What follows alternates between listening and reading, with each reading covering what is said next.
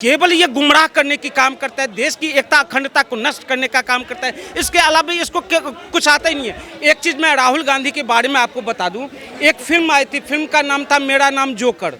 सुनिएगा ध्यान से, मेरा नाम जोकर कब रिलीज हुआ था पता है? 1970 में। आप गूगल करके आप सर्च कर कीजिए, राहुल गांधी का भी जन्म होता है 1970 में। 1970 में इत्तेफाक देखिए, और उसमें जो कैरेक्टर है उसका भी काम है हंसने हंसाने का, राहुल गांधी का भी काम है हंसने हंसाने का। दोनों रिलीज होता है एक ही साल में। दूसरी बात मैं कह दूं, हिंदुस्तान में सबसे सुखी नेता कौन है पता है आपको? राहुल गांधी। ना जीत की उम्मीद, ना हारने की डर, ना जीत की उम्मीद, ना हारने की डर, ना पत्नी का टेंशन, ना बच्चों का फिक्र, ना उम्र का लिहाज, ना खोपड़ी में दिमाग, ना उम्र का लिहाज, ना खोपड़ी में दिमाग, बुद्धि शून्य फिर भी ज्ञान का भंडार, ना कोई धंधा, ना कोई रोजगार, फिर भी लैप झक्कास। सबसे सुखी नेता है राहुल गांधी। मोदी जी ने बिल्कुल चोरी की है। ये मोदी जी ने पूरे देश के सभी नहीं, बिल्कुल मोदी जी ने चोरी की है। मोदी जी ने भारत के सभी नागरिकों के दिलों की चोरी की है, और वो चोरी बिल्कुल जायज है और होनी चाहिए। राहुल गांधी के पास प्रूफ है, वो कह रहे प्रूफ है मेरे पास चुनाव आयोग। राहुल गांधी के बारे में मेरे पास भी एक प्रूफ है, बता दो प्रूफ। कौन सा? चुनावी मौसम जब आता है ना, कपड़े को ऊपर जनो, उसके नीचे क्रॉस, उसके नीचे खतना। आपने देखा कभी ऐसी घटना? आप समझिए, अगर आपके पास बुद्धि है तो पकोड़ा बेचकर भी आप करोड़पति बन सकते हैं। अगर आपके पास अगर बुद्धि नहीं है तो एक ही खानदान में 3-3 प्रधानमंत्री रहते, एक ही खून में 3-3 धर्मों का डीएनए रहते, आप पप्पू के पप्पू ही रह जाओ। जानते हैं हिंदुस्तान में सबसे ज्यादा माफी अगर किसी ने मांगा है किसी भी संस्था के पास तो राहुल गांधी है। सबसे ज्यादा बार माफी मांग चुका है, और हलफनामा देकर माफी मांगा है। सुप्रीम कोर्ट में कई बार हलफनामा देकर माफी मांग चुका है, और इस मुद्दे पे भी ये माफी मांगेगा। इस बात को समझिए, केवल ये गुमराह करने की काम करता है, देश की एकता अखंडता को नष्ट करने का काम करता है। इसके अलावा इसको कुछ आता ही नहीं है। एक चीज़ मैं राहुल गांधी के बारे में आपको बता दूं, एक फिल्म आई थी, फिल्म का नाम था मेरा नाम जोकर। सुनिएगा ध्यान से, मेरा नाम जोकर कब रिलीज हुआ था पता है? 1970 में। आप गूगल करके आप सर्च कर कीजिए, राहुल गांधी का भी जन्म होता है 1970 में। 1970 में इत्तेफाक देखिए, और उसमें जो कैरेक्टर है उसका भी काम है हंसने हंसाने का, राहुल गांधी का भी काम है हंसने हंसाने का। दोनों रिलीज होता है एक ही साल में। दूसरी बात मैं कह दूं, हिंदुस्तान में सबसे सुखी नेता कौन है पता है आपको? राहुल गांधी। ना जीत की उम्मीद, ना हारने की डर, ना जीत की उम्मीद, ना हारने की डर, ना पत्नी का टेंशन, ना बच्चों का फिक्र, ना उम्र का लिहाज, ना खोपड़ी में दिमाग, ना उम्र का लिहाज, ना खोपड़ी में दिमाग, बुद्धि शून्य फिर भी ज्ञान का भंडार, ना कोई धंधा, ना कोई रोजगार, फिर भी लैप झक्कास। सबसे सुखी नेता है राहुल गांधी। उसके बारे में हम क्या कहें? कह रहे हैं हम जनता का अधिकार दिलाएंगे, वोटर्स का अधिकार दिलाएंगे। आज सासाराम गए थे, रैली करके आए हैं, वहाँ पे कह रहे हैं कि हम जनता के हक के लिए सड़कों पे आते रहेंगे। इसी तरह मोदी जी ने जो धांधलेबाजी करी है उसको एक्सपोज करके रही। मैं कहता हूँ इसकी धांधली मैं बता देता हूँ। इस बिहार में सबसे पहला जो चुनावी सभा किया था राहुल गांधी, मैं बिहार दरभंगा से बिलोंग करता हूँ, शायद आप लोगों को पता होगा, दरभंगा ही दौरा था, पहला दौरा था राहुल गांधी का। और समझिए वहाँ पे जो जिला अध्यक्ष है कांग्रेस पार्टी का, वो मदन मोहन झा, वो लेता है कहाँ का परमिशन? टाउन हॉल का। और राहुल गांधी पहुंचता है कहाँ? अंबेडकर छात्रावास, अंबेडकर छात्रावास। अब सोचिए, वहाँ अगर बिहार पुलिस उसको रोकेगी नहीं तो क्या उसका स्वागत करेगी? अरे तुम्हारे पास जहाँ का परमिशन है वहाँ जाकर सम्मेलन करोगे, और पहुँच जाते किसी और जगह। तो ये केवल देश की जनता को गुमराह करने का काम करता है, देश की एकता अखंडता को नष्ट करने का काम करता है। इसके अलावा दूसरी चीज, एक चीज बताऊं, राहुल गांधी के पास प्रूफ है, वो कह रहे प्रूफ है मेरे पास चुनाव आयोग। राहुल गांधी के बारे में मेरे पास भी एक प्रूफ है, बता दो प्रूफ। कौन सा? चुनावी मौसम जब आता है ना, कपड़े को ऊपर जनो, उसके नीचे क्रॉस, उसके नीचे खतना। आपने देखा कभी ऐसी घटना? जाति नहीं पता, ऐसा घटना देखा है? समझिए बात को, जाति नहीं पता, समझिए।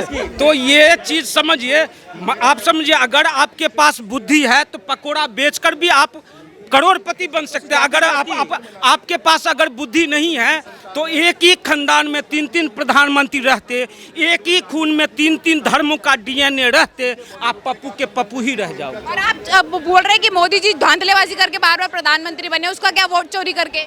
कहता हूँ जो आप हलफनामा जाकर 1 हफ्ते के अंदर में तुम्हें हलफनामा देना पड़ेगा, वहाँ जाकर माफी मांगना पड़ेगा। जिस तरह से इससे पहले ईवीएम केस में, ईवीएम मुद्दे पे जब चुनाव आयोग ने पूरे चैलेंज किया था, अगर किसी के पास मोदी जी ने बिल्कुल चोरी की है। ये मोदी जी ने पूरे देश के सभी नहीं, बिल्कुल मोदी जी ने चोरी की है।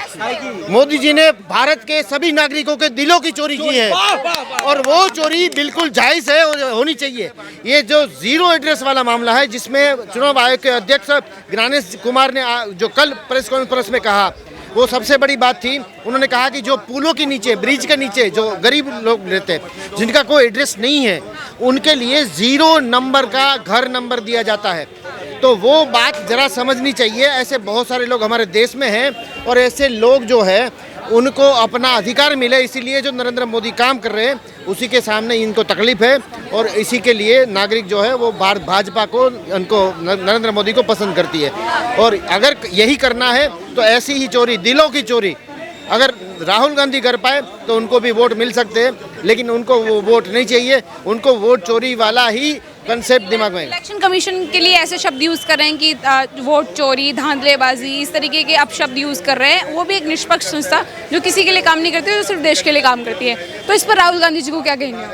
बहुत बड़ी बात समझ लीजिए, पीएसयू की स्थापना, जितने भी पीएसयू है, पब्लिक सेक्टर यूनिट्स, उनकी स्थापना जो है वो कांग्रेस ने की, ये मानते हम, लेकिन सुचारू रूप से चला नहीं पाए और उन्हीं की जो स्थापना की हुई सारी जितनी भी इकाइयाँ हैं उनके ऊपर उनके सवाल उठते रहते हैं।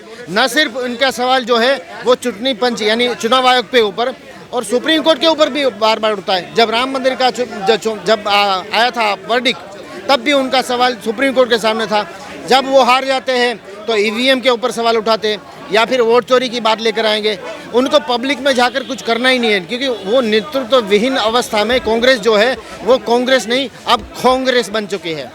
जी, देखिए, सासाराम गए थे राहुल गांधी, वहाँ बिहार चुनाव से पहले मतलब काफ़ी बार रैली कर चुके, दोबारा रैली कर रहे हैं। उसका मोटिव रखा उन्होंने कि वोट अधिकार रैली, और वो रैली के जरिए जनता को कह रहे हैं कि हम वोटर्स का जो अधिकार मोदी जी छीन रहे हैं, वोटर्स का अधिकार, वो हम उन्हें दिला के रहेंगे। क्या वाकई जनता का अधिकार छीना जा रहा है सर यहाँ पे?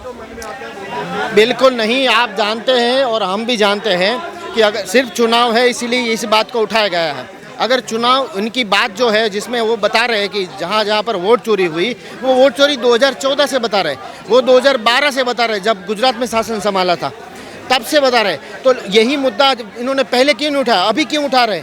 ये सबसे बड़ी बात है। आप अगर सीक्वेंस को देखेंगे तो आपको पता चल जाएगा कि कांग्रेस और राहुल गांधी दिशा विहीन है और कांग्रेस के पास अब राहुल गांधी कि पहले मुद्दा क्यों उठाया राहुल गांधी? राहुल गांधी जी भी बोल रहे हैं कि आपको एसआईआर करने की जरूरत अब क्यों पड़ी? इतने चुनाव निकल गए तब आप कर लेते, बिहार चुनाव से पहले क्यों आपको याद आ रहा है कि एसआईआर करना चाहिए? देखिए, एसआईआर का मुद्दा जो है वो आज का नहीं है। इससे पहले भी यही फॉर्म B1 भरा जाता था, ये पहले भी होता था। इसे एसआईआर नाम देकर अब चर्चा में लाने का काम कांग्रेस ने किया है। ये हमेशा चलने वाली प्रक्रिया है। जब भी हम अपनी मतदान सूची में अपना नाम बदलने या फिर हमारा एड्रेस बदलने के लिए जाते हैं, तब यही बात हम सुधार के लिए उसमें भी दे सकते हैं, तब भी हम एड्रेस चेंज कर सकते हैं। तो एसआईआर आज की नहीं है, पहले से ही है, लेकिन इनके ध्यान में अब आई क्योंकि इनको चुनावी पद्धति में विश्वास ही नहीं है। क्या कहना चाहेंगे? Election commission versus Rahul Gandhi हो रहा है यहाँ पे? हाँ, नहीं, क्या क्वेश्चन दोबारा बोले? सवाल यही है कि राहुल गांधी जो आरोप लगा रहे हैं, इलेक्शन कमीशन कह रहे हैं सारे आरोप निराधार है, राहुल गांधी झूठ बोल रहे हैं, हमारे जो भी उनके पास डेटा है वो सारा फेक डेटा है राहुल गांधी। हाँ, मैं बताता हूँ। इलेक्शन कमीशन 100% ईमानदारी से, पारदर्शिता से काम करता है और कंट्रियों की अपेक्षा हमारा इलेक्शन कमीशन एकदम ईमानदार है। ट्रांसपेरेंसी से हमारा जो है चुनाव होता है। उन लोगों को इसलिए नहीं बच पा रहा है। अगर राहुल गांधी ऐसा है तो वो अपना हलफनामा दे दें। हलफनामा देना ज़रूरी होता है। एक शपथ पत्र है कि मैं घोषणा करता हूँ कि अगर मेरी दी गई जानकारी गलत निकली तो मेरे ऊपर भी एक्शन लिया जाए। अब बोल तो दिया, जब शपथ पत्र देने की बात आती है तो श्रीमान जी बगले झाँक रहे हैं। आज 10 दिन हो गए हैं, अभी तक तो उन्होंने जो है शपथ पत्र दिया नहीं है, तो कैसे बात बनेगी?